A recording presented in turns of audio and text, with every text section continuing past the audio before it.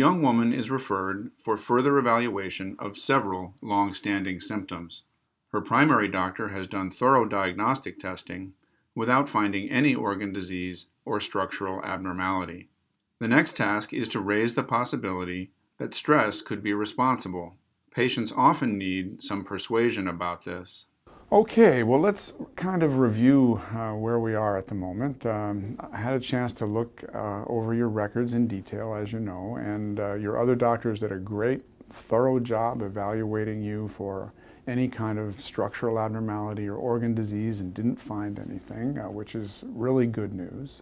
Your physical examination didn't turn up anything of concern either, so that's very good. Clearly you have still some symptoms on the physical exam, but there was nothing that I found that was worrisome there. So where this leaves us is to investigate a really important area of medicine that is capable of causing symptoms that are every bit as severe and as long-lasting as symptoms caused by organ diseases or structural abnormalities, and that's the area of stress. And stress can take a number of different forms, and it's surprising to a lot of people how powerful it can be. A number of my patients have been in the hospital purely because of stress.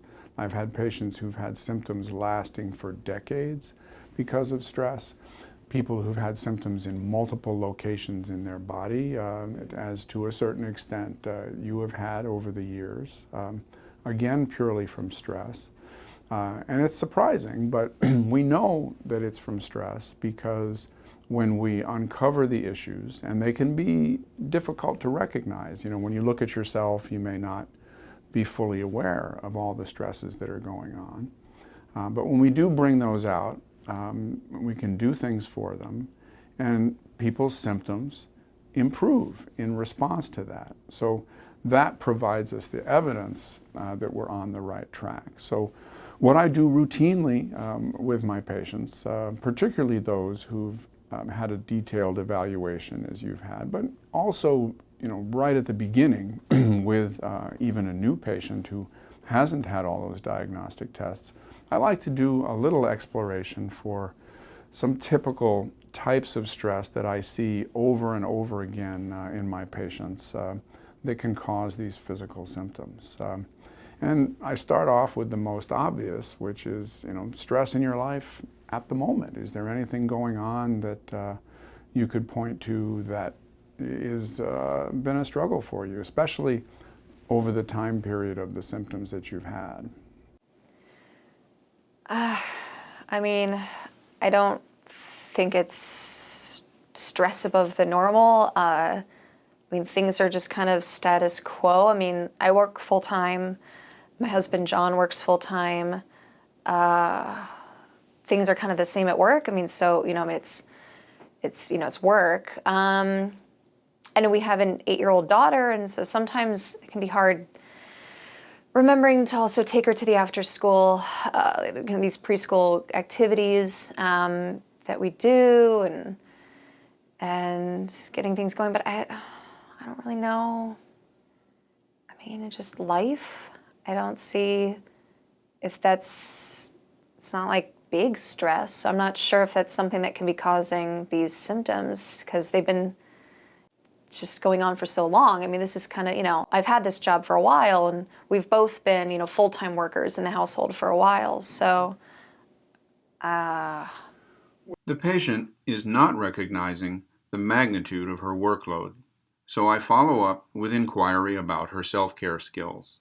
Well, let me ask it in a slightly different way. With your busy schedule, do you find that you have time to do things that are enjoyable for you?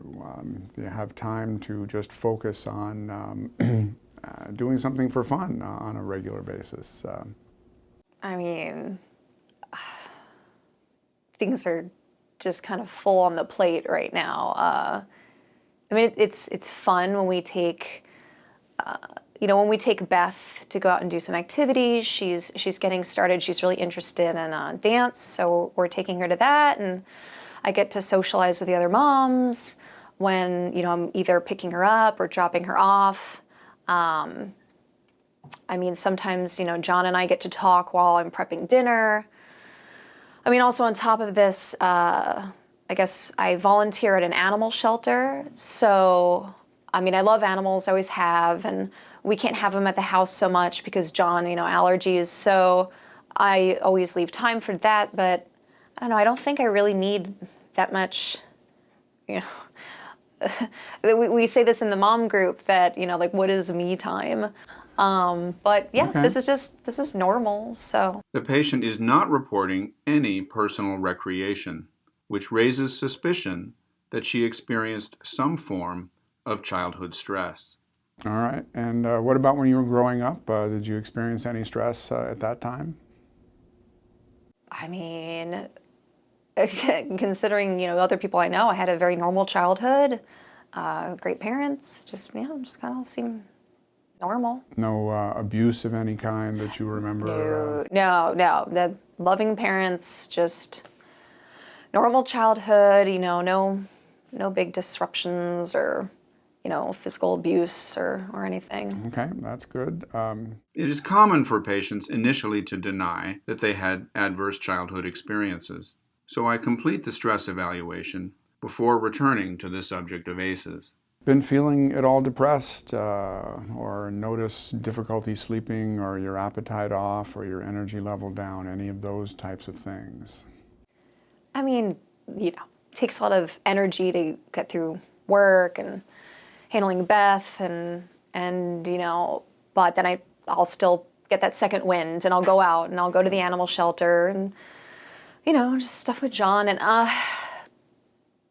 I get through and it's fine. I have enough energy to do what I need to do and if I don't, I'd have a second cup of coffee and I make it work. Okay, all right, I understand. Any horrifying, traumatic, terrifying events in your life that you can recall, especially right before your symptoms began? I mean, these symptoms have been going on so long. I don't think anything horrifying or terrifying. No. Okay, No. good. What about anxiety, worry, fears, nervousness, out of proportion to any reason for those feelings to be there?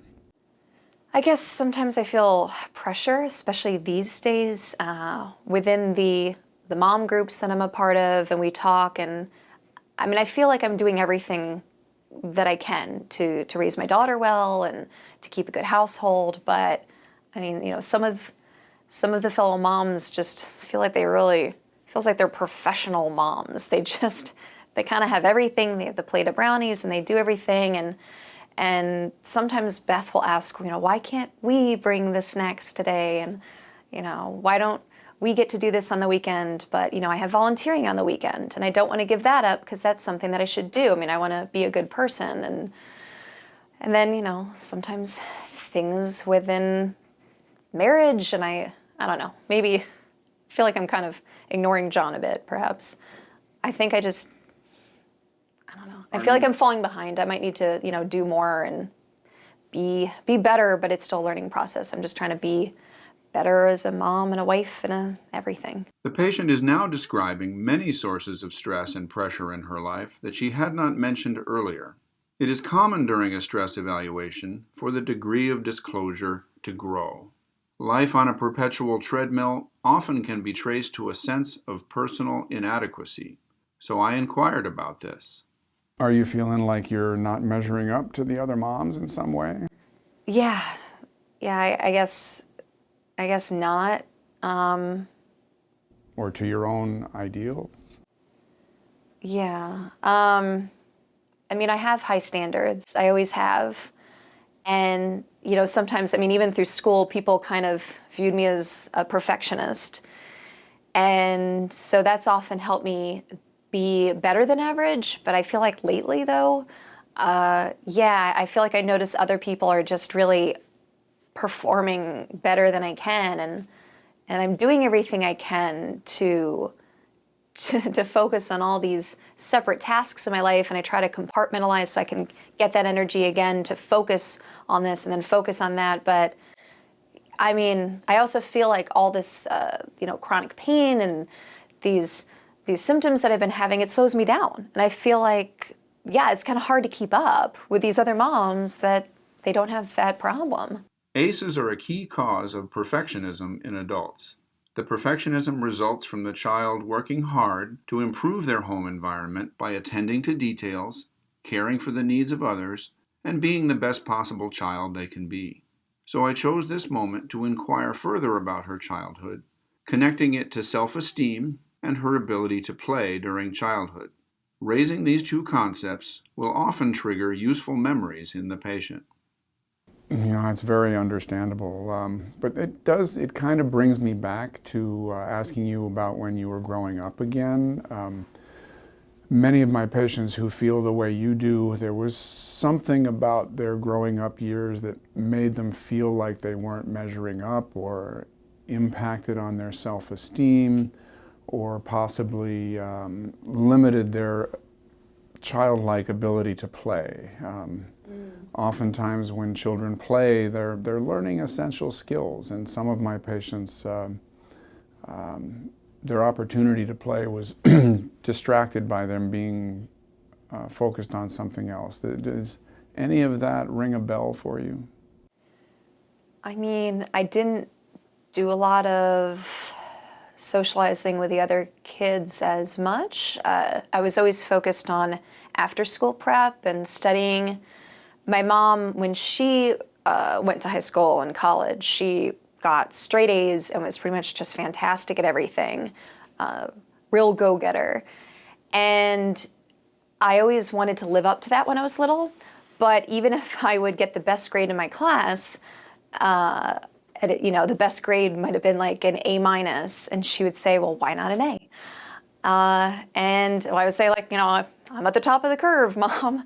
And she would say, well, you can be better. It doesn't matter how, the other kids are doing, you can still be better. You can still get a better grade. You can still get an extra award at the science fair. So I focused more on that. I didn't really have a lot of after-school passion myself, which is why I wanted that for Beth.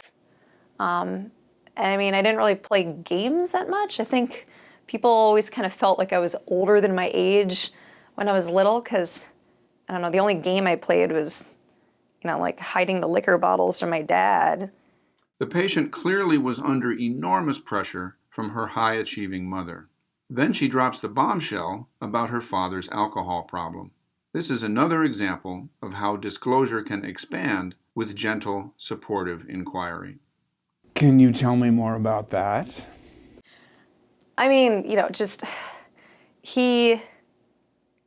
I guess he had a drinking problem, and, a lot of households do, and it's no big deal. It's just that he would, what I thought was that if I just hide the liquor bottles from him, that he couldn't find it, so then he wouldn't get drunk, and then it wouldn't start a fight between him and my mom.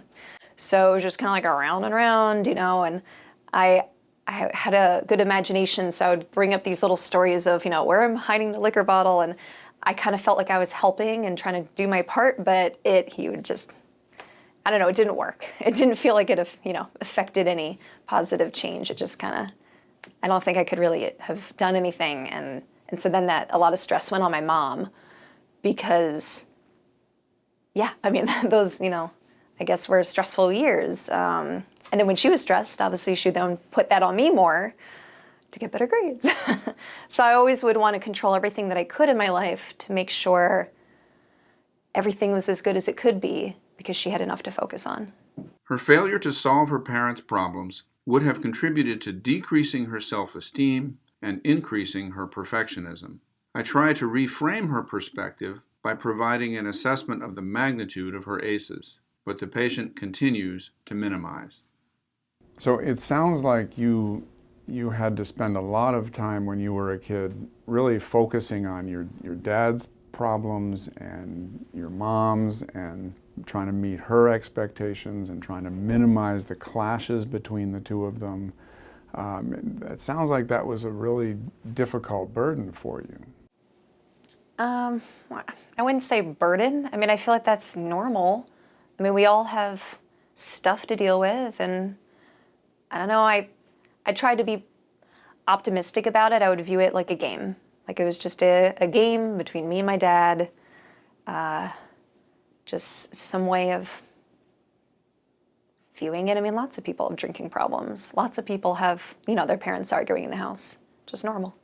I link her childhood experience to her current lifestyle, but the patient responds that her lifestyle choices are appropriate for her family.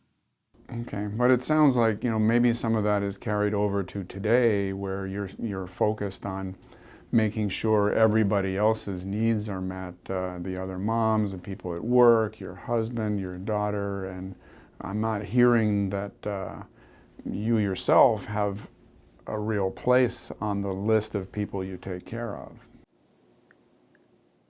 I mean, I don't know, I feel like I'm fine. I feel like other people need more attention, and I'm used to pushing through. So, I mean, I have to focus on Beth. I mean, she's 8. She's little. She needs a mom who can focus on her. And that meant a lot to me, that I could focus on her more, because I didn't get that as much, I guess, the focus on me. So I want to focus on her, and I do. And yeah, I mean, I feel stretched thin, but I'm handling it. I'm not, yeah. The patient is unlikely to achieve relief of her symptoms unless she can recognize the links between her ACEs and her current lifestyle. A thought experiment can help. Okay, well, it's been helpful to some of my patients to get some perspective on how much they went through when they were kids. If they imagine their own child trying to cope with the same thing. If you were to imagine Beth growing up in the same household that you did, and imagine yourself as a butterfly on the wall, say, and you can't do anything or say anything, you're just observing, and you're seeing Beth is there, and she's 8 years old, and she's trying to cope with your dad, and she's trying to cope with your mom and meet her expectations, and she's trying to minimize the number of clashes between them, because you've got your mom's perfectionism is definitely under assault by your dad's drinking, and the two of them are clashing, and an 8-year-old is not going to want to see that happen very often, and they're going to do everything they can to keep those clashes to a minimum. And so their whole attention, where is it going to be? It's going to be on fixing the problems in the household.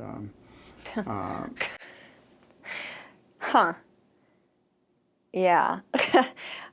Yeah, when you say that, I would not want that for Beth. I mean, I made so much effort to make sure that wouldn't happen for her. And I mean, just imagining me doing what my mom did to her, I would